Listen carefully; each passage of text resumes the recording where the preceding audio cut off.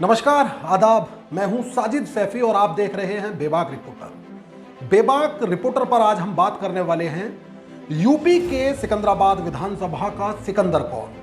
आखिर यूपी सिकंदराबाद विधानसभा क्षेत्र से जिस तरह लगातार जो चुनावी समीकरण है वो प्रतिदिन प्रति घंटा बदलने लगे हैं और 2022 पर जिस तरह से यूपी के हर मतदाता की नजर टिकी है, तो ऐसे में हम सिकंदराबाद विधानसभा क्षेत्र पर चर्चा करने जा रहे हैं और हम आपको बताएंगे कि 2012 और 2017 में आखिर मतदाताओं ने किसको कितना प्यार और सम्मान दिया था और आखिर अगर बदलाव होता प्रत्याशियों में तो क्या कुछ वो बदलाव की तस्वीरें हो सकती हैं। तो विस्तार से हम इस पर आज चर्चा करने जा रहे हैं और आपको अपने इस वीडियो के जरिए हम समझाने की कोशिश करेंगे कि आखिर कौन कौन वो प्रबल दावेदार हैं जो फिलहाल सिकंदराबाद विधानसभा क्षेत्र में मेहनत में लगे हुए हैं। सबसे पहले आप जान लीजिए कि यूपी के गाजियाबाद और नोएडा को अगर हम छोड़ दें तो दिल्ली से सबसे करीब वाला ये विधानसभा क्षेत्र है सिकंदराबाद।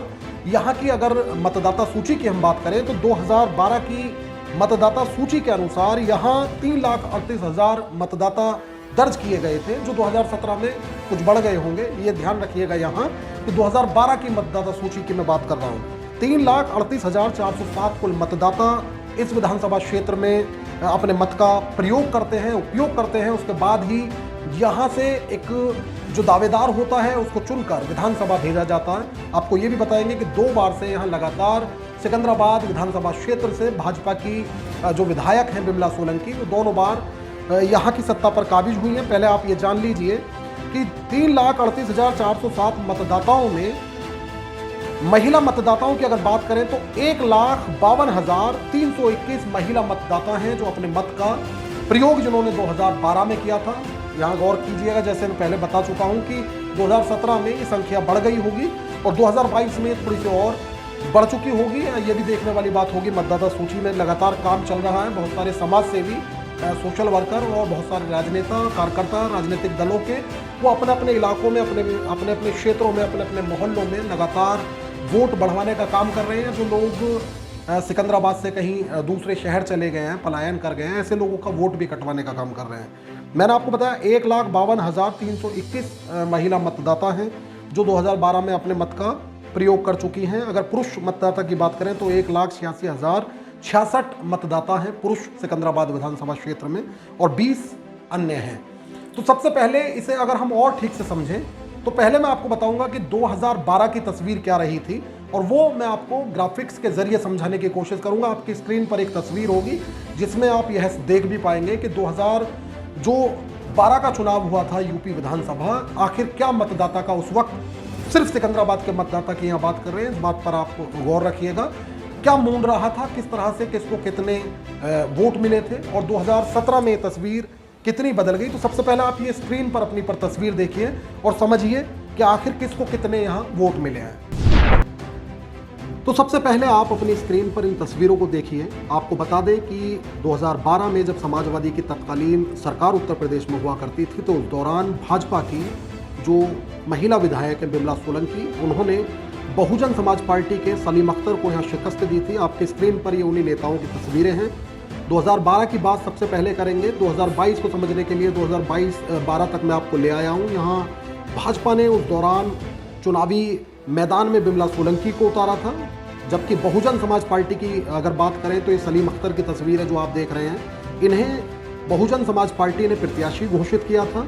समाजवादी पार्टी की ओर से बदरुल इस्लाम यहाँ चुनाव लड़े थे और अगर कांग्रेस की बात करें तो उस वक्त जितेंद्र यादव जो समाजवादी के MLC हैं वर्तमान, उन्होंने यहाँ अपनी किस्मत आजमाई थी।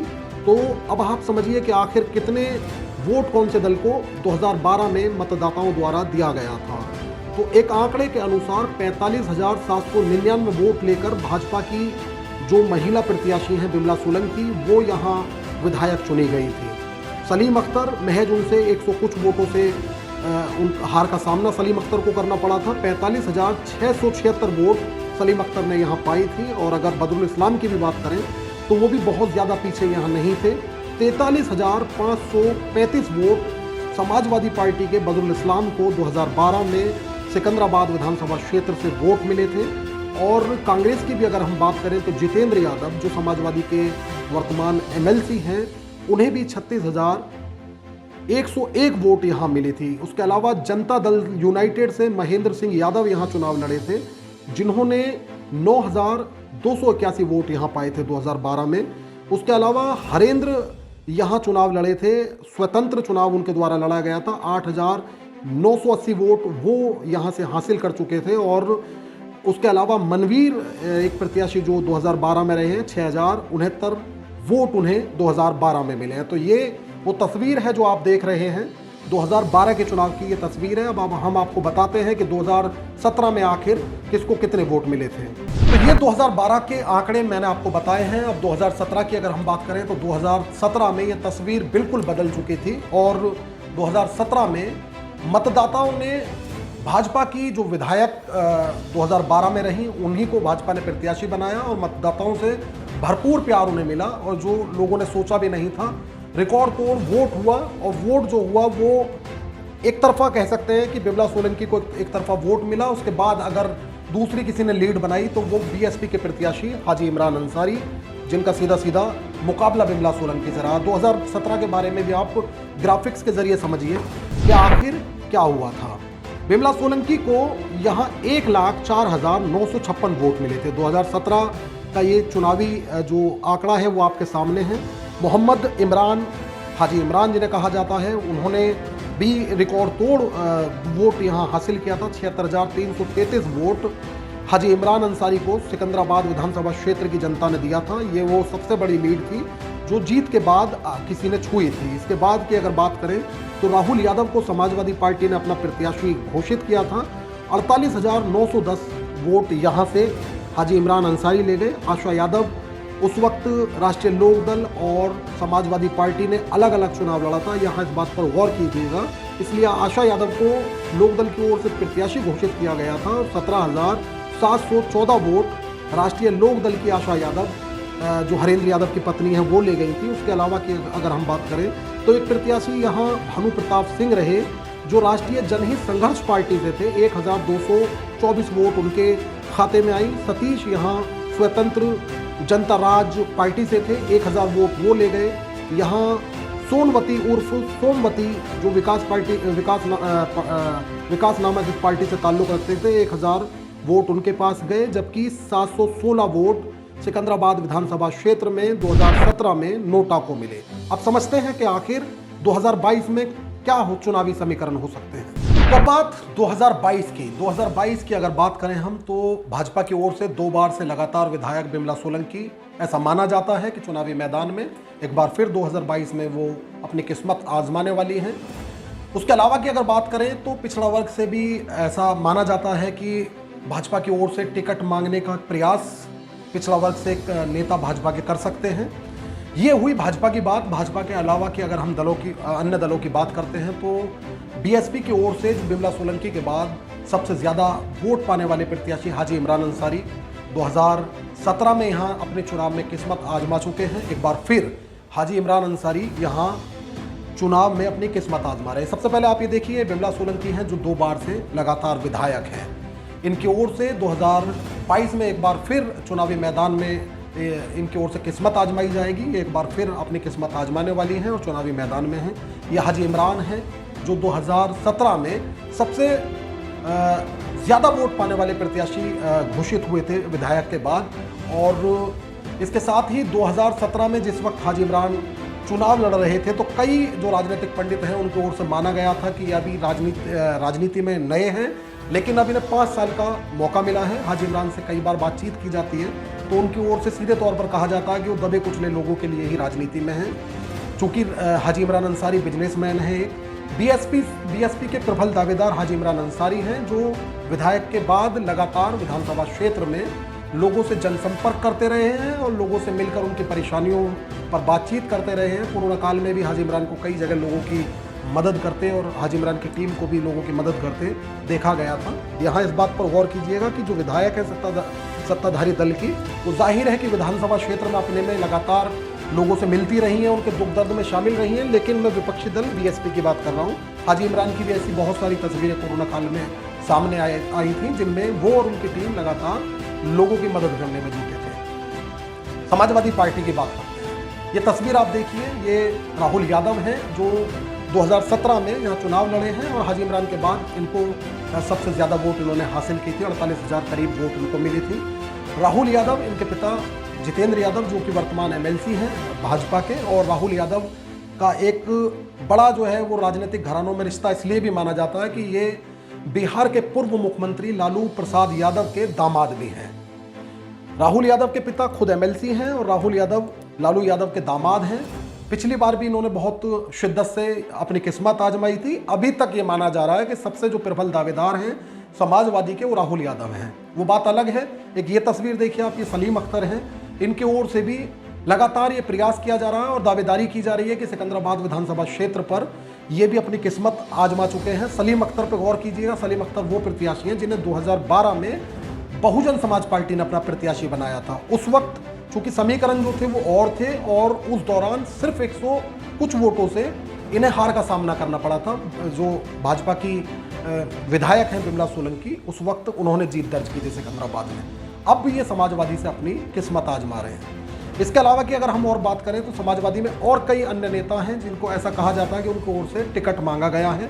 कई लोग तैयारियां कर रहे हैं, लेकिन अगर समाजवादी की बात अभी तक की जाए तो सबसे जो प्रबल दावेदार हैं वो राहुल यादव हैं और लगातार वो भी इन 5 सालों में अपने पिता के साथ सिकंदराबाद विधानसभा क्षेत्र में लोगों से मिलते रहे हैं। अब बात करेंगे कांग्रेस की। अगर कांग्रेस की बात करें तो कांग्रेस की ओर से कई लोग हैं जो सिकंदराबाद विधानसभा क्षेत्र पर मेहनत कर रहे हैं। इनमें 2 प्रबल दावेदार हैं जिनका नाम अगर लिया जाए तो कायदे से उनकी ओर से यहाँ सिकंदराबाद विधानसभा क्षेत्र पर मेहनत की जा रही है। वो देवरंजन नागर और राकेश भाटी हैं। राकेश भाटी सिकंदराबाद विधानसभा क्षेत्र में लगातार लोगों से मुलाकात कर रहे हैं, कांग्रेस के PCC मेंबर हैं। देवरंजन नागर सिकंदराबाद क्षेत्र में लगातार लोगों से उनके दुख सुख में आकर मुलाकात कर रहे हैं। इनकी ओर से जो 3 दिन का प्रवास का कार्यक्रम कांग्रेस की ओर से रखा गया था, उसमें इन लोगों द्वारा अलग अलग गाँवों में प्रवास किया गया था। तीसरे नंबर पर सिकंदराबाद से ताल्लुक़ रखने वाले नितिन भटनागर हैं, जो लगातार विधानसभा क्षेत्र में मेहनत कर रहे हैं। नितिन भटनागर की एक खासियत ये है कि वो लगातार अपनी धर्मनिरपेक्षता को लेकर जाने जाते हैं। हमेशा वो सेकुलर नेता के रूप में देखे गए हैं। हमेशा उन्होंने हिंदू और मुस्लिमों को जोड़ने की कोशिश की है। हमेशा उनके कार्यक्रम इस तरह के रहे हैं जिसमें हिंदू और मुस्लिम को साथ लेकर चला जाता है। चौथे नंबर पर अगर बात करें कांग्रेस के निज़ाम मलिक की, उनका ताल्लुक खुर्जा से है। निज़ाम मलिक भी कांग्रेस की ओर से 2012 में एक बार प्रत्याशी चुने गए थे। कुछ दिन के लिए उनका टिकट रहा, लेकिन बाद में जो समाजवादी के वर्तमान MLC हैं जितेंद्र यादव, वो कांग्रेस की सीट पर आकर चुनाव लड़े सिकंदराबाद विधानसभा क्षेत्र पर और निज़ाम मलिक का 2012 में टिकट काट दिया गया था। चूँकि 2017 में समाजवादी और कांग्रेस का पैक्ट था, तो उस वजह से उस वक्त सिर्फ समाजवादी के प्रत्याशी राहुल यादव ने यहाँ अपनी किस्मत आजमाई थी। निज़ाम मलिक कांग्रेस से एक बार फिर तैयारी कर रहे हैं और वो भी विधानसभा क्षेत्र में लोगों से लगातार मुलाकात कर रहे हैं। हालांकि ये अभी वक्त के गर्भ में छुपा है कि कौन से प्रत्याशी को यहाँ चुनावी मैदान में कांग्रेस उतारने वाली है। ये कांग्रेस की बात हो गई। अगर इसके अलावा की हम बात करते हैं, जो क्षेत्रीय दल हैं वो चुनाव में अहम भूमिका अदा कर सकते हैं। उनकी ओर से जो वोट उनके प्रत्याशी अगर काटते हैं तो उसका नुकसान किसी भी प्रत्याशी को हो सकता है और हो ये भी सकता है जिस तरह से कांग्रेस की ओर से देवरंजन नागर और राकेश भाटी, ये दोनों प्रबल दावेदार हैं। अगर इनमें से किसी को टिकट मिलता है तो ये भी चुनाव को प्रभावित कर सकते हैं। नितिन भटनागर, जैसे कि मैंने आपको बताया कि उनका हिंदू और मुस्लिम में बहुत प्रेम है और वो हमेशा जो है इस तरह की बातें करते हैं जिससे लोग ज़्यादा से ज़्यादा भाईचारे के साथ रहें और हिंदू मुस्लिम प्यार से रहें। अब बात करते हैं कि 2022 में आखिर क्या हो सकता है। तो सबसे पहले आप समझ लीजिए कि अभी 2022 जैसे जैसे करीब आएगा वैसे वैसे चुनाव प्रतिदिन बनेगा और बिगड़ेगा। कई प्रत्याशियों का काम बनेगा और बिगड़ेगा। सबसे अहम बात आप जान लीजिए कि गठबंधन अगर किसी दल का किसी दल से होता है तो उसका कई बार फायदा होने के बजाय नुकसान हो जाता है, क्योंकि मतदाता कहीं ना कहीं दलों के जो विचारधारा हैं उनसे प्रेरित है। आपने अब तक बहुत सारे वीडियो देखे होंगे और ज़्यादातर यूट्यूबर आपको ये कहते हुए दिखाई दिए होंगे कि चुनाव यूपी में हिंदू और मुस्लिम के नाम पर होता है। बात ठीक है कि वाकई में जब चुनाव नज़दीक आता है तो हिंदू और मुस्लिम फैक्टर जो है वो काम करना शुरू कर देता है। लेकिन आप यह समझ लीजिए कि जितना यूपी का चुनाव संवेदनशील है उसके साथ ही कहीं ना कहीं जो मुद्दों की राजनीति है यूपी में वो होती है और यूपी का जो मतदाता है वो जागरूक है। जैसे मैं आपको बताऊं कि मैंने आपको बताया था कि 2012 में क्या हुआ था, बिमला सोलंकी को कितने वोट मिले थे, लेकिन 2017 में क्या हुआ।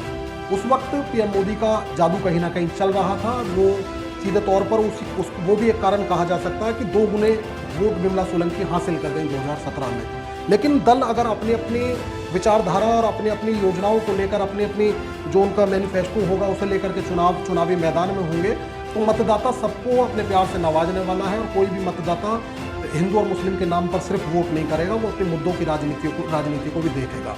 इसके साथ ही 2022 के बारे में यह भी हम आपको बता दें कि जो सत्ताधारी दल होता है, अगर सत्ताधारी दल का कोई भी विधायक है तो ज़्यादा जो अपेक्षाएं हैं वो मतदाता की उससे होती हैं। जब बिमला सोलंकी विपक्ष की विधायक थी तो उनके पास अगर कोई मतदाता अपनी समस्या लेकर जाता था तो सीधे तौर पर वो ये कह सकती थी, और कोई भी नेता ये कह के बच सकता है कि मेरा जो दल है वो सत्ता में नहीं है, मैं जिस दल से आती हूँ वो सत्ता में नहीं है, मैं विपक्ष की विधायक हूँ, इसलिए कई काम मैं आपके नहीं करा पा रही हूँ और कई चीज़ों में मुझे दिक्कतों का सामना करना पड़ता। लेकिन जिस तरह से 2017 में यूपी में भाजपा को पूर्ण बहुमत मिला और बिमला सोलंकी को एक बार फिर लोगों से 2 गुने से भी ज़्यादा प्यार मिला, तो सीधे तौर पर बिमला सोलंकी अब वो बात कहकर लोग मतदाताओं से बच नहीं सकती हैं। तो ऐसे में अगर मतदाताओं के बिमला सोलंकी काम नहीं आई होंगी तो हो सकता है कि उसका खामियाजा भी उन्हें 2022 में उठाना पड़े। 2022 से पहले हम एक वीडियो और बनाएंगे जिसमें हम आपको बताएंगे कि आखिर अब चुनाव किस ओर बढ़ रहा है। फिलहाल हमने इस वीडियो में आपको बताया कि कौन सा प्रत्याशी इस विधानसभा क्षेत्र में मेहनत कर रहा, कौन कौन प्रबल दावेदार हैं और आखिर क्या हो सकता है। जैसे 2022 करीब आएगा, आपने अगर अभी तक हमारा चैनल सब्सक्राइब नहीं किया तो कर लीजिए, क्योंकि 2022 नज़दीक आने पर हम एक वीडियो और बनाएंगे जिसमें हम आपको यह समझाएंगे कि आखिर मतदाता का मूड क्या है। इसके साथ ही हम मतदाताओं से ग्राउंड जीरो पर जाकर भी मिलेंगे। और हाँ, आप ये भी जान लीजिए कि हम ना एडिट करते हैं, ना अपने मुंह की बात किसी मतदाता से कहलवाते हैं, हम निष्पक्ष हैं, हमारा कोई पक्ष नहीं, मतदाता जो कहता है उस सीधे तौर पर हम आपको दिखाते हैं। ये सिकंदराबाद विधानसभा क्षेत्र के बारे में बात कर रहा था। इसके बाद आपको मैं खुर्जा विधानसभा के बारे में बताऊंगा और बुलंदशहर की सबसे पहले हम विधानसभा क्षेत्रों में चर्चा करेंगे कि कौन कौन दावेदार हैं और चुनाव किस ओर बढ़ रहा है। जैसे 2022 नज़दीक आएगा फिर हम आपको बताएंगे कि मतदाता क्या सोचता है और आखिर विधानसभा क्षेत्रों पर सिकंदर कौन साबित होगा। नमस्कार, आदाब, जय हिंद। ताकतवर सरकार और गोदी मीडिया के दौर में खबरें पीछे छूट जाती हैं। न्यूज स्टूडियो से हर शाम उठने वाले झूठ के शोर में सच की आवाज दब जाती है। जी हुजूरी करने वाले एंकर दलित, पिछड़े और मजलूमों की बात नहीं करते। जब हो झूठ का बोलबाला और सच जानना चाहते हो आप, तुरंत सब्सक्राइब करिए बेबाक रिपोर्टर और लिंक को शेयर करके तुरंत बेल आइकन दबाएं ताकि हम पहुंचा सके सच आप तक हर कीमत पर।